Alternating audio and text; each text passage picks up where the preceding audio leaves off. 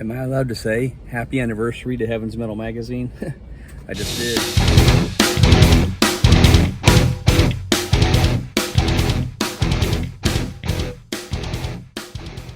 Hey, if you've been paying attention, you know that we decided to print a physical copy of the 40th anniversary of Heaven's Metal Magazine to coincide with the Immortal Festivals 1 and 2 this summer. So let's take a look at this new issue. All right, so let's dive into this issue.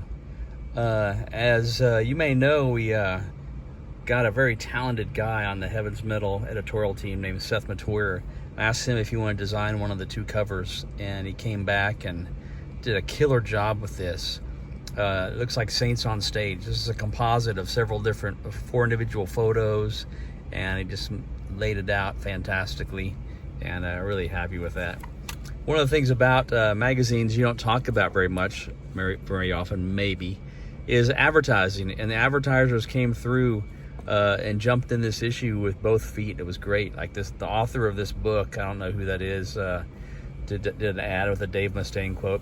So here's the schedule for Immortal Festival 1. You got Chaotic Resemblance, Intercede, Human Code, Reign of Glory, and Millennial Reign on Friday night. Honor and Glory, which is like the Disciples Worship side project. Deny the Fallen, Fear Not, Saint, and White Cross. And Sunday is like a sanctuary. It's the day of the Lord, a church day. So we got the sanctuary worship service with a message, worldview, Iron Wrath. And Vengeance is not playing. They originally scheduled, but they dropped out. And in their place, Barren Cross and Disciple are playing on that day. And so that's going to be great. Here's a little look back at 40 years of Heaven's Metal, talking about some of the highlights, and visually you see some of the highlights there. And then Anchor Merchandising, a guy named Anthony runs this thing, and he has a bunch of the merch booths that are at Immortal Fest. And he contacted me about printing. He wanted to do like a program for the festivals, and the conversation turned into what you see here. It says, why don't we make this a full-blown print edition of Heaven's Metal Magazine celebrating our 40th anniversary, along with Sanctuary and Striper kind of celebrating 40 years this year.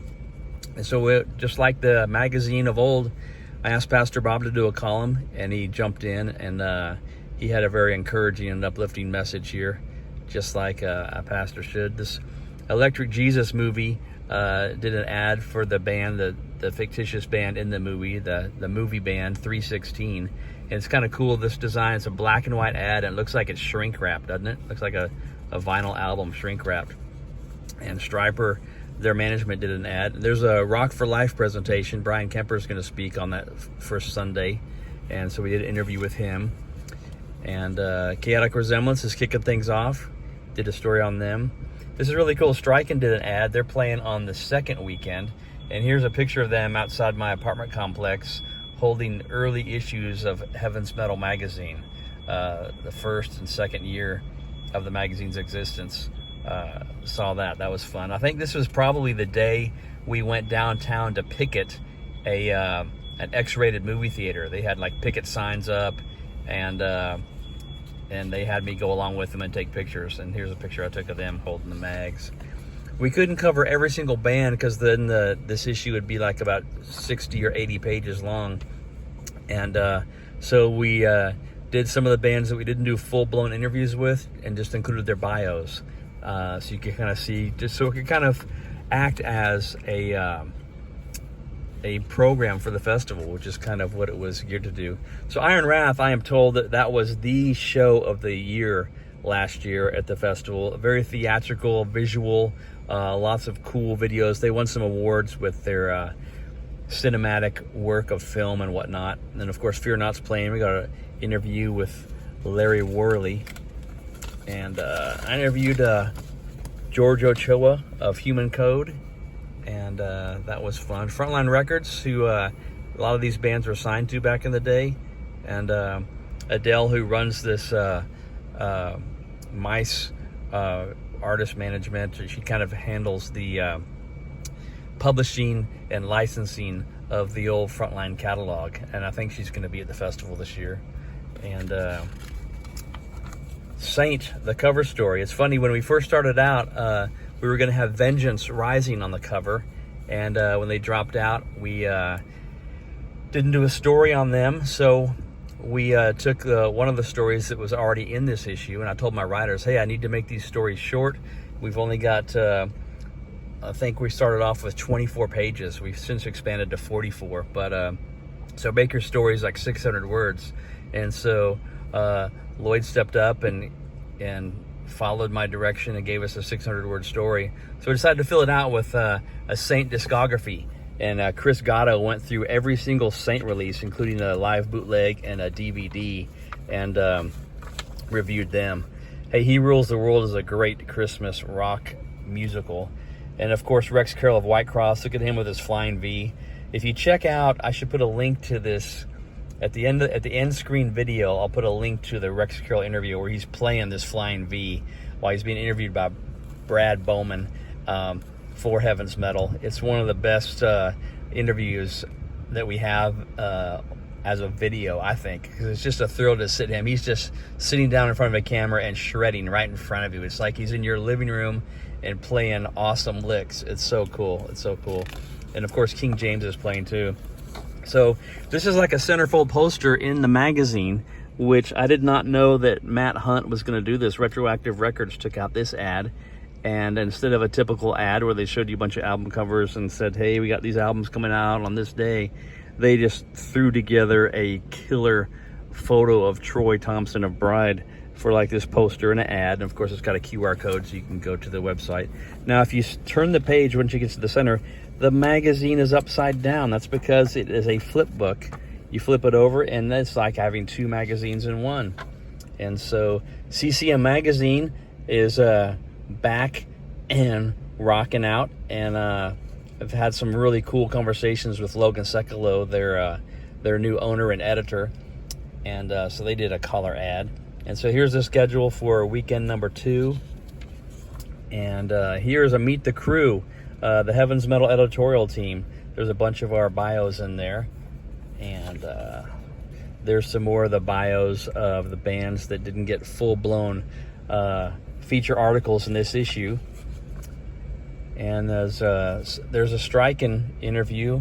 One of the things I just did a video on earlier was mentioning how I got some teaser information on who the lineup of Striking is going to be, because I asked them who was in the band, who's going to play at Immortal Fest, and he's like really coy and evasive in his answer. But I just dropped a video, a post on the heavensmetalmagazine.com website that talks about what they're up to and who might be playing. There's a Sacred Warrior interview. Ray Parra's got one of the best set of pipes in the entire world. It's awesome. Apologetics, if you do not know, they have an album that's coming out after this. This is the album this dropped already, but they've got a brand new one that's mostly recorded, and they covered Sammy Hagar's movie soundtrack mega hit Heavy Metal, and of course they titled it Heaven's Metal. And Jay Jackson, the singer, called me up and asked me if I wouldn't mind if they did that. And I was like, mind, I love the idea. It's awesome. And so not only that, but everybody who buys a copy of the magazine gets a free MP3 of the song Heaven's Metal. Now, if you're at Immortal Fest and you see this video later and you say, hey, I bought a copy of the magazine, where's my free song? Well, take a selfie and email me, dougvanpelt@gmail.com or heavensmetalmagazine@gmail.com, whichever one you can remember better, and I will respond to that email with the MP3 attached, and you'll have Heaven's Metal. It's for you too. This is the venue where the Immortal Festival is held at every year. And here is a really cool testimony. So many people go to Immortal Festival and have their lives changed, and this is a one-man story, Barry Morrison. I think you'll enjoy that. Logan Sekulow, the editor of CCM, sat down and interviewed me, and he posted a video on that's online, and so there's a print version of the story. TomCon is like a convention of music fans coming together in Southern California in October, so you should be checking that out. Interview with Les Carlson. This is my favorite photos of him from back in the day, taken by Karen Loke. And The Protest, one of the younger bands on the festival bill. We decided we really wanted to highlight them, so we actually put them on the cover as an inset. And you like the t-shirt Dale was wearing in the show last year? Boycott Dale. That's pretty funny. And so there is the Bride cover story. Garage band forever is what they proclaim themselves to be. So there you go. There's the new issue. Took you through it. Mystery revealed. And let me know what you think. Have you got your copy yet? Have you ordered it? We're taking pre-orders up until July 25.